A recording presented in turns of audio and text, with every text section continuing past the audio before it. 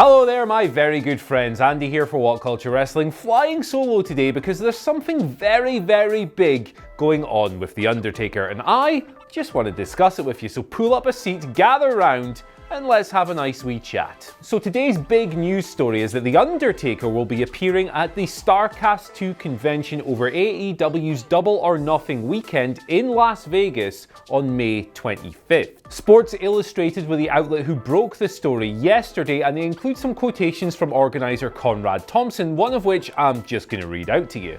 The Undertaker is synonymous with wrestling, and generations of fans have grown up with The Undertaker. We wanted to bring something unique to Las Vegas, and there isn't anyone more special in this business than The Undertaker. Hard to argue with any of that, really, and it's a massive, massive coup for the convention. According to Dave Meltzer on today's episode of Wrestling Observer Radio, Undertaker will be charging around about $150 per fan autograph, and he's actually charging Starrcast $60,000 for 3 hours work at the event. So it's safe to say, when it's all said and done, he'll be Scrooge McDuggin. This all comes at a very interesting time for The Undertaker, who removed all references to WWE from his social media accounts just the other day, and is now confirmed to be making his first non-WWE wrestling-based appearance in decades. For years, this guy's been seen as the consummate company man, and the idea of him working for someone else has been, well, just kind of absurd. But it's here, it's definitely happening, and more importantly,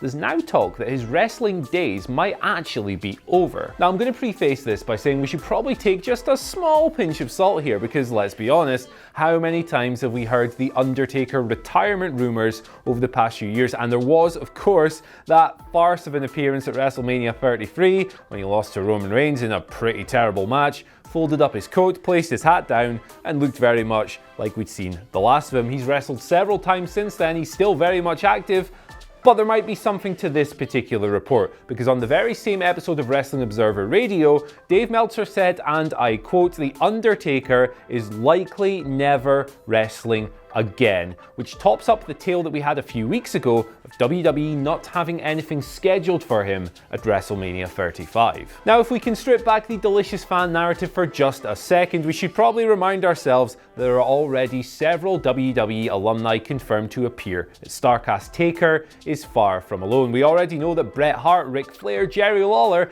and even Jonathan Bloody Coachman are going to be there, and there'll probably be more to follow over the coming weeks. Now, there was nothing inherently shocking about those names being announced for a non-WWE appearance. They've all done them before, and they will continue to do so for a nice little earner on the side when Vince isn't calling. But this is The Undertaker. This is a far grander statement. He's been with the company for an absolute ice age, and honestly, guys, I'm pretty shocked. So this is the situation we currently face. The Undertaker will be appearing at Starrcast, a non-WWE event, in May. He might not have a match at WrestleMania 35. He may or may not be inducted into the WWE Hall of Fame this year, but most significant of all, he might actually be retired.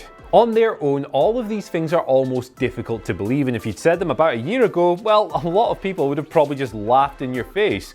But let's consider the phrase "never say never," an old WWE chestnut, for just a minute. This is a phrase that used to be sold to sell tickets, but now it might as well be scrawled on Vince McMahon's office wall right next to that weird dinosaur head thing he has hanging up there. You can't rule anything out in professional wrestling in 2019. We've already seen Shawn Michaels, the one retired wrestler who vowed never to come back. Well, he came back and wrestled at Crown Jewel. Jeff Jarrett, who was once 20 years deep on Vince McMahon's blacklist, is now back on Raw. All Elite Wrestling has entered the game and changed everything up, reintroducing competition where it was long thought to be impossible. The game has changed, and this is further proof. And when the dead man appears at Starrcast II, he will do so as Mark Calloway, aka The Undertaker. That's how he's being billed, and it could be a rather by-the-numbers farewell for a legend of the business, a consummate WWE company guy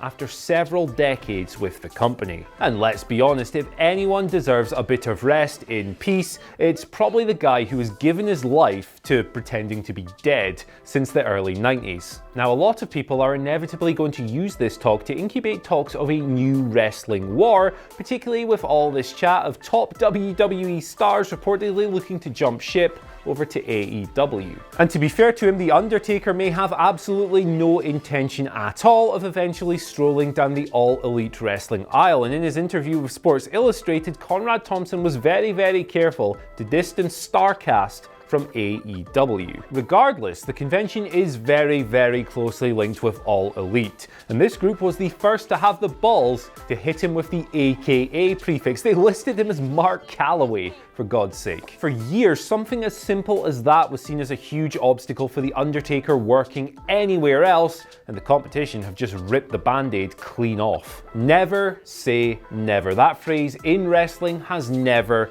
been truer, and we will find out whether The Undertaker truly is retired over the coming months. I am sure of that, but for now, the revelations so far are absolutely seismic. Anyway guys, those are my thoughts. Now I'm keen to hear yours on this situation. What do you think of The Undertaker signing to appear at Starrcast? Do you think his days in WWE are numbered? And do you really think that finally we have seen the last of the dead man in the ring? Let us know down in the comment section below. Don't forget to like, share and subscribe, and once you've done that, head on over to whatculture.com/WWE and check out all manner of great articles, including the very one on which this report is based, written by the lovely Michael Hamflett. You'll have a great time, but for now, I've been Andy, and I'll see you later.